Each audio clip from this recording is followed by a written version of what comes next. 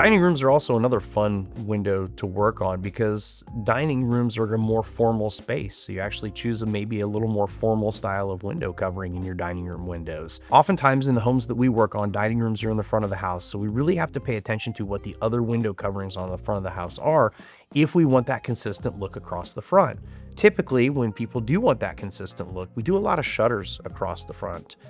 So dining rooms work really well with shutters. We talked about this in the kitchen, but in a dining room, it still holds. You can use that shutter with that horizontal divider rail that divides your shutter vertically in half so that you could close the lower half for privacy and leave the top half open. Now, sometimes people complain that a shutter is not going to be formal enough, and we pair that with custom drapery panels on the edges. So we can really bring in some of those fabrics, those patterns, styles, and colors, and a beautiful hardware with some nice finials at the top that really kind of set those shutters off as a much more formal piece because of the addition of the drapery panels.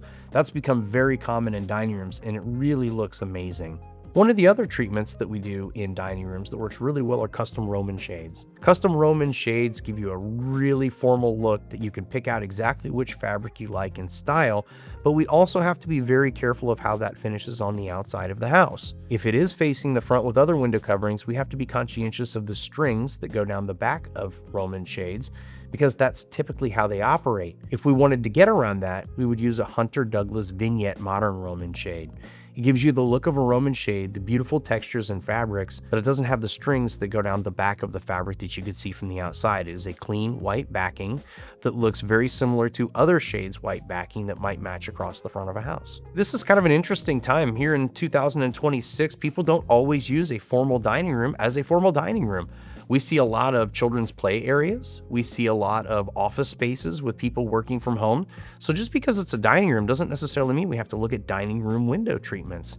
We can look at much more casual options. Again, shutters work really well for that. We do a lot of roller shades in those rooms now. They are cordless, so they're perfectly child safe if it ends up being a playroom where pets or children are. We do a lot of standard blinds that are cordless that you could tilt open and closed in those spaces so that you get a little bit more option to tilt them open or closed or raise and lower them. And we have any number of other Hunter Douglas window treatments like the Hunter Douglas Sonnet that's going to give you a really nice roller look, but the ability to block that heat. That's a much more simple and casual design. Oftentimes, we don't cover the windows at all. If you have a dining room that might face north, or you might have it where it overlooks the woods or an area that you're not concerned with privacy and you don't get direct sunlight, oftentimes we don't cover those windows with any type of window treatment, but we definitely spice it up a little bit with custom drapery panels on the edge.